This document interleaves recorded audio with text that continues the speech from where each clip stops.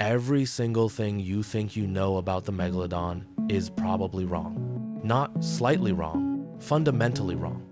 The shape, the size, the speed, even what killed it off, all of it has been quietly rewritten by research most people have never heard about. For decades, the image was simple. Take a great white shark, scale it up. That's a Megalodon. Bigger teeth, bigger bite, same basic animal, just terrifying at scale. That image is not accurate. And the real version of this animal is stranger, slower, and in some ways far more disturbing than the movie monster everyone has in their head. Here's what the science actually says, and why an animal that ruled the ocean for 13 million years vanished so completely that we've never found a single complete skeleton. In the early 1990s, a man named Vito Bertucci was searching riverbeds in the southeastern United States for fossilized shark teeth. He kept finding teeth that were enormous, thick, triangular, serrated, some the size of a human palm. Not rare specimens, dozens of them, then hundreds. Over years of collecting, he began arranging these fossil teeth into a full jaw reconstruction using a modern great white shark as a reference frame. What he built was large enough for a person to stand inside. But here's the strange part. We have thousands of Megalodon teeth and almost nothing else. No complete skeleton has ever been found anywhere on Earth. The reason is biological. Sharks don't have bones. Their entire skeletal structure, spine, jaw, fins, skull, is made of cartilage, the same flexible material in your nose and ears. Cartilage is incredible for a swimming predator.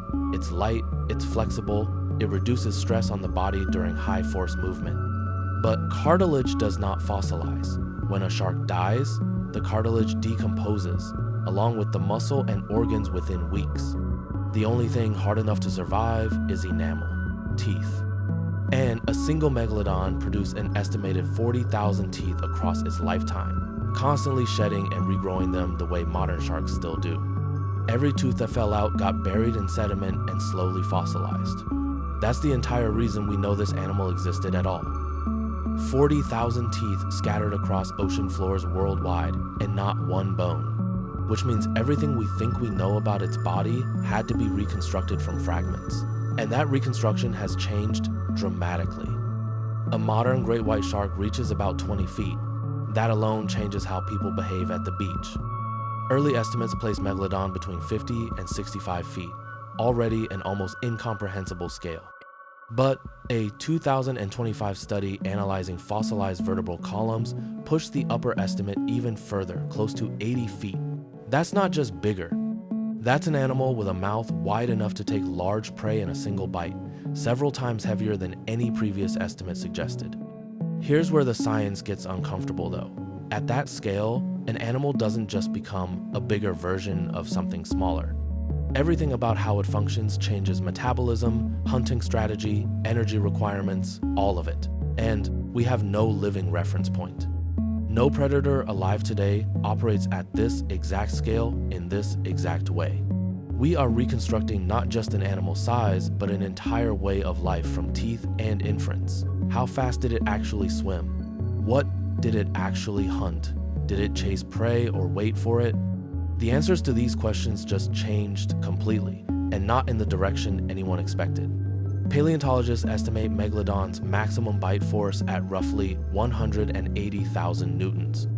For comparison, a great white shark already capable of cutting through bone bites with approximately 18,000 newtons.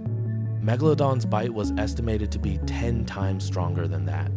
To put that in terms that actually mean something, that amount of force is roughly equivalent to 3 full-grown African elephants standing on a single point.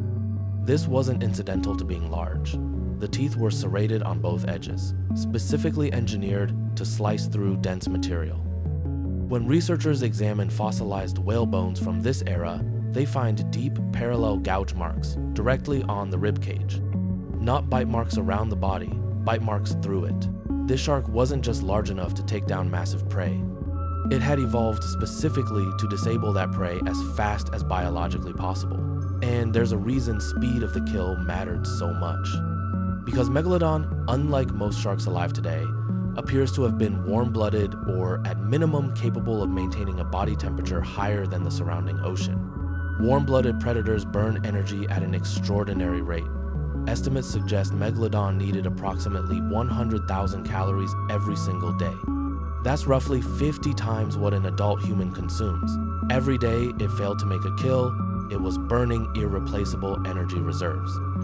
In an ocean that was about to change dramatically, that single fact would become the reason everything fell apart. Here's something almost everyone gets wrong, including most documentaries. People assume the great white shark is a direct descendant of Megalodon, that if you trace its family tree back far enough, you eventually arrive at this giant ancestor. That's not what happened. Megalodon and the great white are about as closely related as a dog and a cat. They share a distant common ancestor from tens of millions of years earlier, before splitting into two completely separate evolutionary paths. Megalodon belonged to a family called the Odontidae giant broad-toothed sharks that bet everything on size. The great white belongs to an entirely different family, the Lamnidae, which also includes mako and salmon sharks. When these two lineages split, they made opposite evolutionary bets. Megalodon's family doubled down on raw size and power, optimizing for taking down the largest prey available. The great white's lineage went smaller, but became faster, more agile, and dramatically more efficient. For a long time, both strategies worked. Megalodon first appears in the fossil record around 23 million years ago, during a period when oceans were warm, shallow, and filled with large prey. Most importantly, early whale species that were still relatively small and toothed, nothing like the giants we know today. Megalodon sat at the top of that entire system for roughly 13 million years.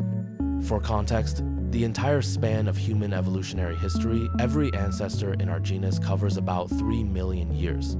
Megalodon outlasted that timeline 4 times over. This was not a brief evolutionary experiment. This was one of the most successful apex predators that has ever existed. And then, over a few million years, it was gone completely. Around 5 to 6 million years ago, the situation began tightening. Not one catastrophic event, a slow accumulation of pressures that eventually became unsurvivable. The first shift was climate. The planet cooled. Oceans responded by pulling back from the warm, shallow coastal regions that had supported abundant large prey for millions of years. The hunting grounds themselves started disappearing. At the same time, something remarkable was happening to whales. Faced with shrinking food sources and increasing competition, certain whale lineages made an extraordinary evolutionary shift. They abandoned teeth entirely and evolved baleen. Instead of hunting individual prey one at a time, they could now filter enormous volumes of krill and small fish directly from the water in a single pass. This is a far more efficient strategy than anyone initially realized. Every step up a food chain wastes energy. By skipping individual prey hunting entirely and going straight to the base of the food chain, these whales removed the energy loss completely. More food, less effort. With essentially unlimited food and no predator capable of stopping fully grown adults, these whales had every reason to keep growing. And they did for millions of years, completely unchecked. Meanwhile, a startling discovery from that same 2025 vertebral study revealed something nobody expected. When researchers compared Megalodon's body proportions against more than 100 living and extinct shark species, the closest match wasn't the great white at all. It was the lemon shark. A longer, slimmer, more elongated body shape, entirely different from the stocky great white silhouette in every documentary and movie poster. Megalodon's estimated cruising speed, based on fossilized scale analysis, was only 2 to 3 kilometers per hour, no faster than a modern great white despite being several times its size. This wasn't an animal built for fast pursuit. It was built for slow, efficient, long-range patrolling, punctuated by short bursts of explosive force during an actual strike.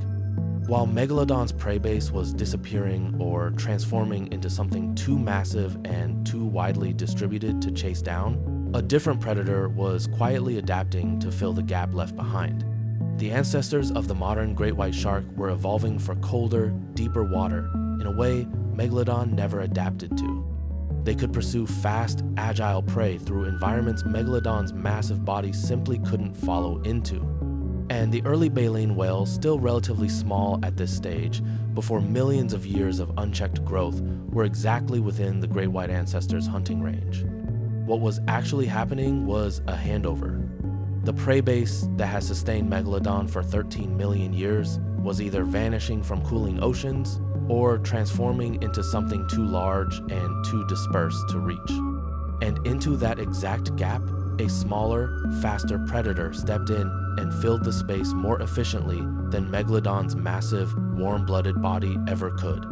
With its enormous daily caloric requirement, Megalodon simply couldn't afford to wait out a transition that took millions of years to resolve. This is why some researchers now describe the great white shark as an indirect cause of Megalodon's extinction. Not direct competition for the exact same meal on the exact same day, but a slow, complete replacement of an ecological niche that Megalodon's body was never built to survive without. Megalodon was perfectly built for an ocean that was disappearing, and the great white lineage was quietly adapting to the one that was about to take its place. This question always comes up, and it's worth taking seriously rather than dismissing immediately. In 1938, a fishing trawler off South Africa pulled up a fish that scientists believed had gone extinct alongside the dinosaurs, a coelacanth, alive, undiscovered for 66 million years. So the logic isn't unreasonable. If a creature can hide from science for that long, why not Megalodon? Here's the actual evidence against it. Megalodon shed roughly 40,000 teeth across its lifetime, scattered through every ocean it ever swam in. We have found these teeth in massive quantities, and the most recent confirmed specimens date to exactly 6 million years ago. Not 1 million years ago, not recently, nothing newer. Modern whales, the obvious prey for any surviving 60-foot shark, show 0 bite marks consistent with Megalodon's distinctive tooth pattern. None, anywhere, ever recorded. And the coelacanth survived in deep water caves, barely moving, requiring almost no food to sustain itself. Megalodon was the complete opposite in every measurable way, an animal that needed 100,000 calories daily just to stay alive. That kind of metabolic demand cannot hide undetected in the modern ocean. Here's what almost nobody considers about this extinction. It didn't just remove a predator from the ocean, it fundamentally changed what the ocean could become. For as long as Megalodon existed, baleen whales lived under a ceiling. Juveniles had to stay small, fast, and difficult to catch just to survive into adulthood. Growing too large too early made you a target. The moment Megalodon disappeared, that ceiling lifted entirely. Unlimited food at the base of the food chain. No predator capable of threatening a full-grown adult. Millions of years of completely open ocean with nothing to stop unrestrained growth. So they grew. The blue whale, 100 feet long, the single largest animal known to have ever existed on this planet, did not exist while Megalodon was alive. It could not have existed. The math doesn't work. It took Megalodon's complete extinction to create the ecological room necessary for the largest creature in the history of life on Earth to come into being. That's the part of this story that should genuinely sit with you. Apex predators don't just shape an ecosystem through their presence. They shape it just as profoundly through their absence. Megalodon ruled the ocean for 13 million years, then vanished so completely that we've never recovered a single bone-only teeth scattered across every ocean floor on the planet. And somewhere down there right now, a tooth that once sat inside a living, hunting, 100,000 calorie a day apex predator is still resting in the sediment, waiting for someone to find it.